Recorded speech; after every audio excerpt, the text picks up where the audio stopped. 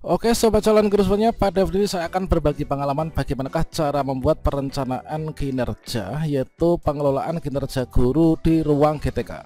Kalau misalkan dulu pengelolaan kinerja guru itu berada di platform Merdeka Mengajar atau PMM, sekarang itu beralih yaitu ke salah satu menu di rumah pendidikan ya, yaitu di ruang GTK teman-teman. Dari sini nanti kita akan memberikan contoh ya, yaitu seperti apa membuat perencanaan kinerja yaitu untuk periode Januari sampai Desember 2025, yang mana di sini nanti akan ada 5M, kemudian praktik kinerja, pengembangan kompetensi, perilaku kinerja, kemudian nanti sampai terakhir yaitu sampai kita itu ajukan perencanaan kinerja ke atasan. Nah, kira-kira bagaimanakah caranya dan tahapan apa yang harus kita lalui? Silahkan simak video ini sampai selesai. Namun sebelum kita lanjutkan, perlu saya ingatkan bagi teman-teman yang baru pertama kali menemukan channel Calon Guru, silahkan klik tombol subscribe-nya dan aktifkan notifikasi loncengnya, sehingga nanti jika ada video terbaru teman-teman tidak akan ketinggalan informasi. Oke, pertama-tama di sini kita login dulu ya. Kita login ke rumah pendidikan. Jadi kita bisa menggunakan rumah pendidikan maupun juga langsung ke kinerja yang ada di ruang GTK. Nah, kita pastikan kita itu sudah login ke akun belajar.id kita ya. Kita sudah login ke akun belajar.id kita. Di sini untuk cara pertama kita masuk ke rumah pendidikan. Ini kita teman-teman silahkan masukkan ini untuk alamatnya ya. Silahkan diketikkan di Google pada akun belajar ID masing-masing, yaitu rumah.pendidikan.go.id. Kemudian teman-teman bisa klik enter di sini. Nah, terkait tentang review dari menu-menu yang ada di rumah pendidikan termasuk juga cara loginnya, ini kita sudah bahas pada video sebelumnya. Nanti akan saya sematkan di kartu video ini atau di akhir video ini ya. Nanti teman bisa cek. Jadi ini yang pertama yaitu di rumahpendidikan.go.id. Nah, untuk cara kedua, ini kan untuk rumah pendidikan, untuk pengelolaan kinerja, ini kan merupakan salah satu bagian dari menu yaitu di sini di ruang GTK ini kan. Nah, ini ruang GTK, kemudian teman-teman di sini ada ini pengelolaan kinerja. Nah ini pengelolaan kinerja ya. Atau mungkin cara kedua teman-teman bisa langsung masuk yaitu ke gurukemdikbud.go.id ya. Kalian juga bisa langsung masuk ke sini yaitu ke gurukemdikbud.go.id, maka tampilannya sama yaitu akan langsung diarahkan menuju ke ruang GTK. Bisa juga teman-teman di sini langsung ketikkan, kalau misalkan mau menuju ke pengelolaan kinerja, ini bisa ketikkan gurukemdikbud.go.id / pengelolaan strip kinerja, kalian enter, maka langsung menuju ke sini ya, yaitu ke pengelolaan kinerja. Oke, di sini saya akan mulai dari awal saja, yaitu yang pertama login ke rumahpendidikan.go.id. Kita klik enter. Selanjutnya teman-teman di sini pastikan sudah login ya, sudah login, kemudian kita scroll ke bawah. Nah, teman-teman kita klik di sini di ruang GTK. Kita klik ruang GTK ini ya. Kemudian di ruang GTK, teman-teman kita scroll ke bawah untuk pengelolaan kinerja. Ini adalah di bagian ini, yaitu karir dan kinerja. Kita klik di sini pengelolaan kinerja. Kita akan diarahkan ke sini. Nah, ini merupakan untuk pengelolaan kinerja kemarin di periode kedua tahun 2024 ya, Juli sampai Desember. Nah, tentunya teman-teman terkait tentang hal ini sudah kita bahas ya pada video sebelumnya. Berikutnya di sini pastikan juga teman-teman sudah sinkro ya, yaitu dari PMM ke kinerja BKN untuk nanti SKP-nya ya. Nah, di sini karena kita akan melakukan pengelolaan kinerja di tahun 2025 yaitu Januari sampai dengan Desember, itu teman-teman ganti periode dulu ya. Nah, di sini kita bisa klik di sini bagian guru, kemudian teman-teman pilih pegawai ini ya. Ini adalah untuk hasil predikat kinerja tahun 2024, silahkan dicek ya. Kemudian untuk predikat Juli Desember dicek, kemudian tahunannya ini kalian juga bisa dicek di sini. Nah, kita lanjut untuk ganti periode karena akan melakukan pengelolaan kinerja di tahun 2025 yaitu Januari sampai Desember 2025. Teman-teman klik di sini, ini kan ada nama ya, nama kita nih, nama GTK. Teman-teman klik di sini, ada menu drop down ini, kita klik di sini. Kemudian teman-teman klik di sini ya, di ganti periode. Kemudian ganti periode pengelolaan kinerja, ini kita pilih yang paling bawah, yaitu Januari sampai Desember 2025. Kalau misalkan di sini tampilannya teman-teman itu belum dimulai periodenya oleh atasan, maka mintalah dari atasannya, kepala sekolah misalkan, untuk memulai dulu ya, login ke akun kepala sekolah, kemudian dimulai periodenya. Maka kemudian kalian login, kemudian di reload ya, nanti akan muncul seperti ini. Nah, kita klik di sini Januari sampai Desember 2025, kita klik. Kemudian kita pilih ya. Oke, sekarang kita berhasil ganti periode ke Januari sampai Desember 2025. Nah, ini. Nah, di sini teman-teman untuk alur pengelolaan kinerja di sini adalah sekarang berubah ya, berbeda dengan tahun sebelumnya. Kalau sebelumnya itu per semester, untuk yang sekarang itu langsung 1 tahun full. Dan di bagian ini teman-teman bisa melihat ya, untuk info penting yaitu mulai tahun 2025 ini banyak kemudahan ya. Untuk pengelolaan kinerja akan menjadi lebih sederhana dan lebih bermakna. Jadi di sini pengembangan kompetensi tidak lagi berbasis poin, kini berbasis refleksi.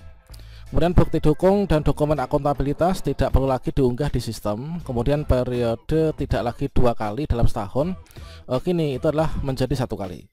Ini langsung ya, yaitu periodenya itu adalah Januari sampai dengan Desember 2025. Dan pada bagian ini teman-teman bisa lihat ya, untuk alurnya yang sekarang itu alurnya berbeda dengan yang sebelumnya, yaitu khususnya di bagian periodenya. Nah, di sini untuk alur pengelolaan kinerja, lini masa ini bersifat fleksibel ya, dan dapat disesuaikan dengan satuan pendidikan atau didiskusikan dengan atasan. Nah, di sini untuk tahapan mulai perencanaan kinerja itu deadline-nya 1 sampai dengan 31 Januari 2025. Pastikan teman-teman di sini bulan ini sudah mengisi ya, dan juga sudah submit itu ya.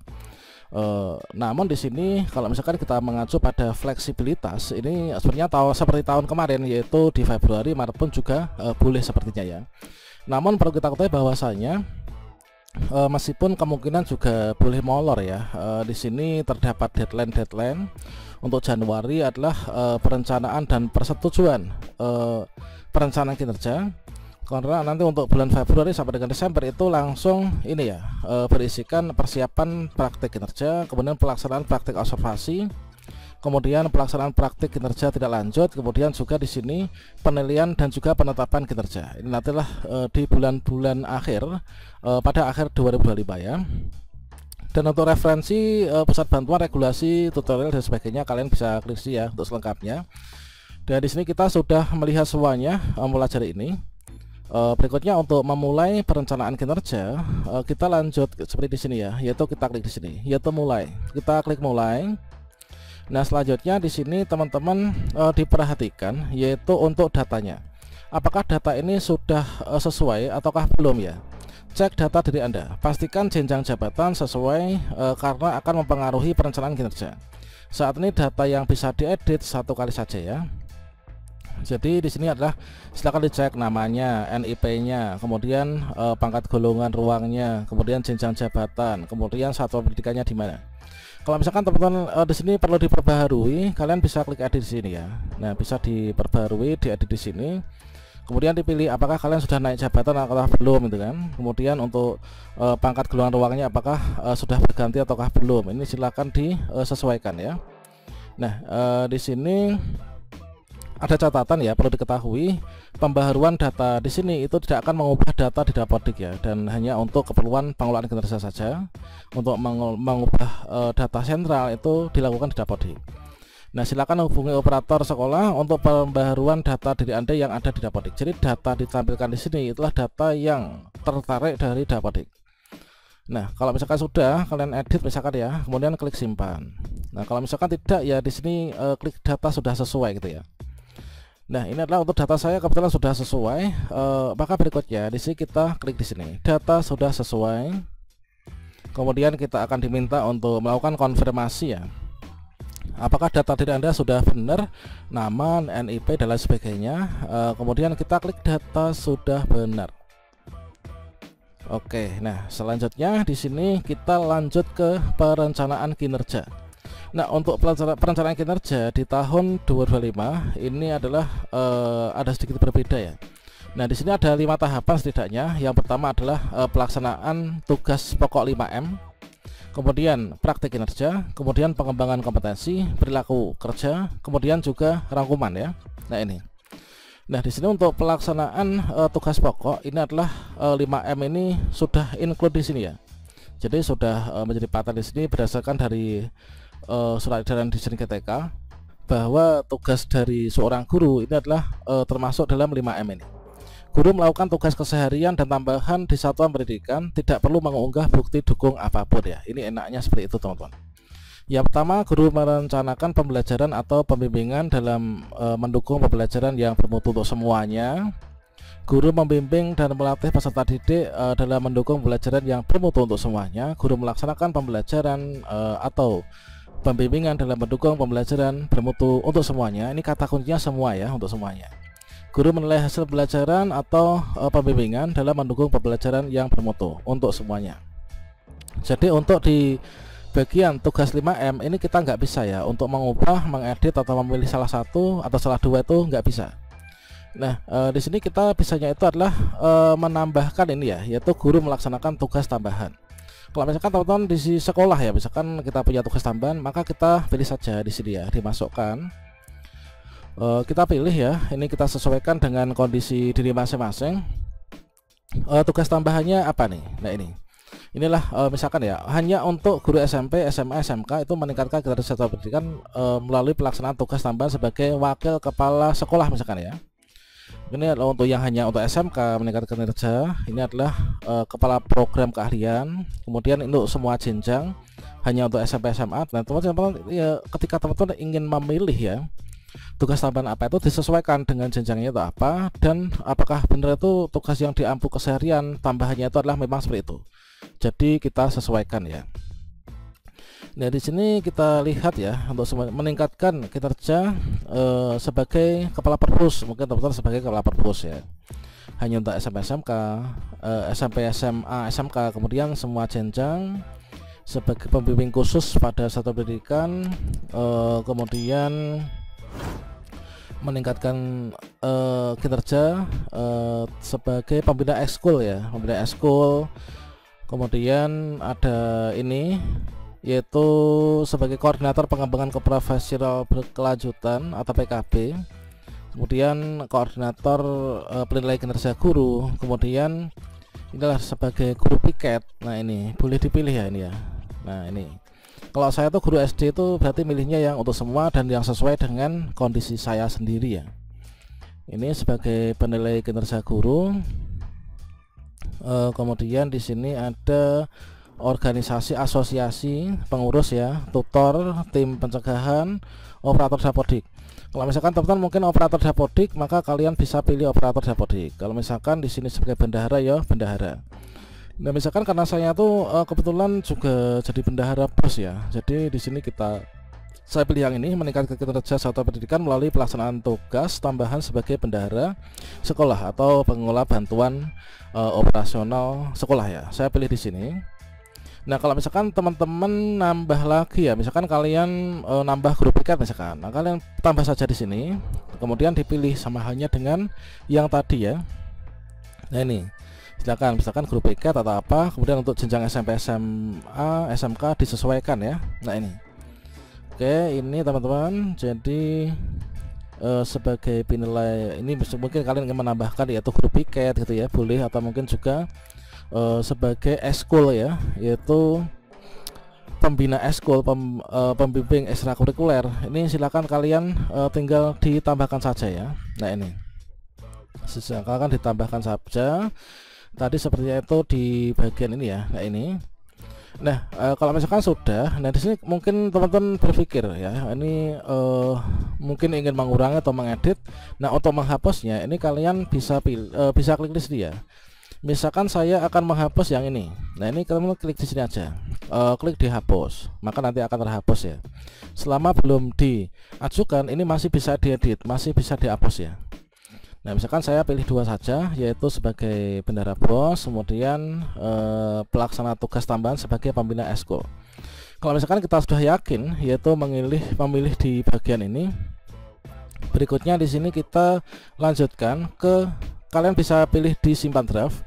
Kalau simpan draft itu mungkin teman-teman ingin beristirahat dulu atau nyantai dulu, dilanjutkan nanti sore atau besok pagi mungkin ya, setelah berdiskusi dengan atasan ya. Jadi hal terpenting ketika teman-teman memilih di bagian ini mengisi PMM itu harus berdiskusi dengan atasan.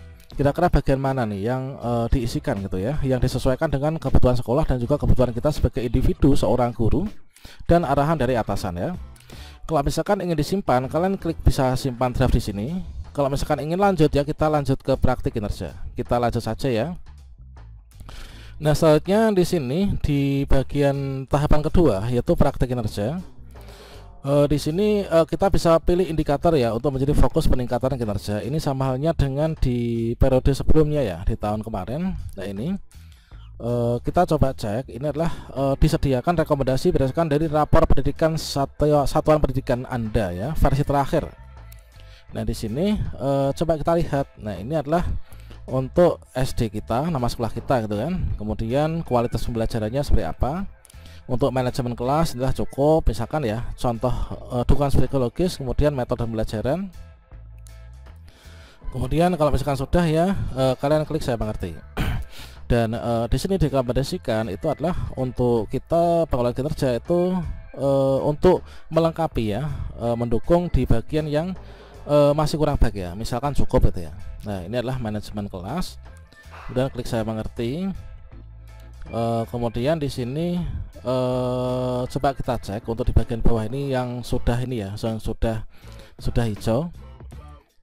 Kemudian di sini untuk kualitas dimensi prioritas ya, ini adalah tidak ada, pilih sesuai kebutuhan. Jadi di sini kita bisa pilih ya, penerapan disiplin positif, upaya penerapan prinsip disiplin positif untuk pengelolaan perilaku dan kebiasaan kelas yang disepakati bersama.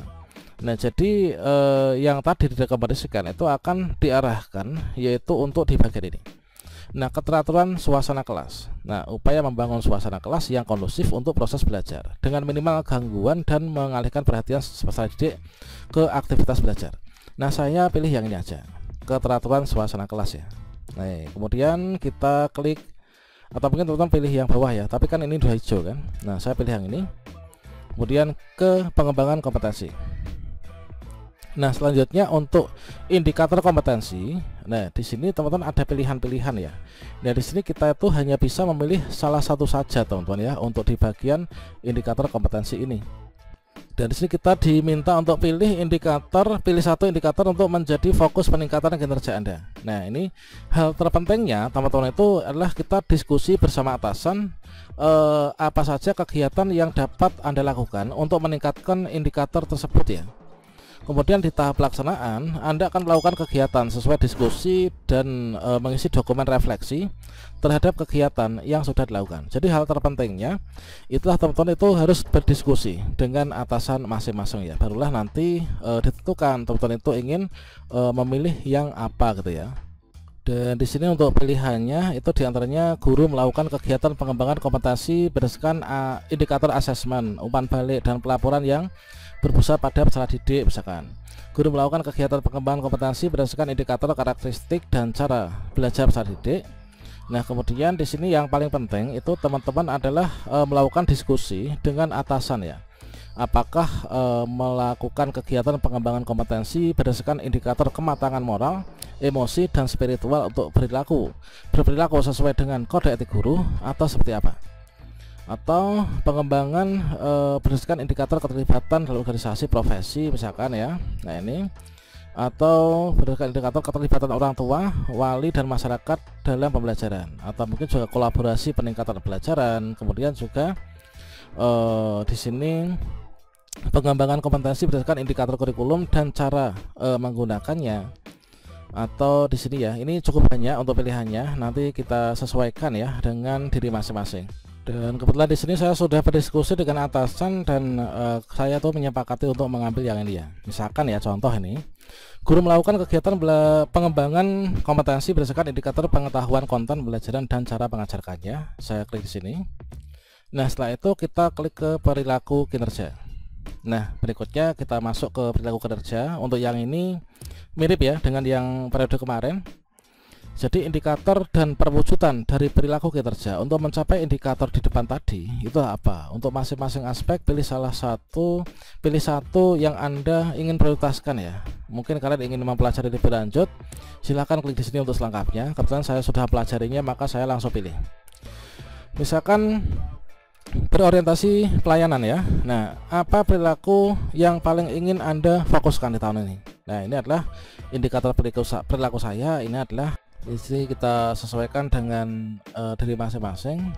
Jadi di sini saya pilih yang ini aja. Kemudian cara untuk menerapkannya ini bagaimana? Nah, ini ramah dan seterusnya, melayani, mengkomunikasikan. Oke, saya pilih ini ya. Oke, kemudian untuk isian ini mungkin satu orang dengan lain berbeda ya, sesuai dengan diri masing-masing lah ya. Akuntabel, ada apa perilaku yang paling ingin Anda fokuskan di tahun ini? Nah, yang ingin difokuskan apa? Yaitu pelaksanaan tugas dengan jujur, bertanggung jawab, cermat, disiplin, integritas, sumber daya dan seterusnya. Saya pilih yang ini. Kemudian untuk yang ini seperti apa perwujudannya misalkan ya. Oke, saya yang ini. Kemudian untuk yang kompeten, perilaku yang ingin difokuskan yaitu apa? Nah, kompetennya dalam bidang apa nih? Menunjukkan penguasaan kompetensi yang memadai dalam melakukan kinerja, membantu peserta didik, rekan sejawat dan seterusnya. Oke, yang ini ya. Kemudian saya pilih yang ini. Kemudian berikutnya untuk harmonis ya. Ini apa? Menghargai, memberikan pertolongan. Oke, ini. Kemudian solusi, menawarkan solusi. Oke, kemudian berikutnya untuk loyalnya. Ini teman-teman silahkan dipilih itu yang mana nih. Nah, ini. Oke, kemudian berikutnya melaksanakan arahan kepala satu dan seterusnya.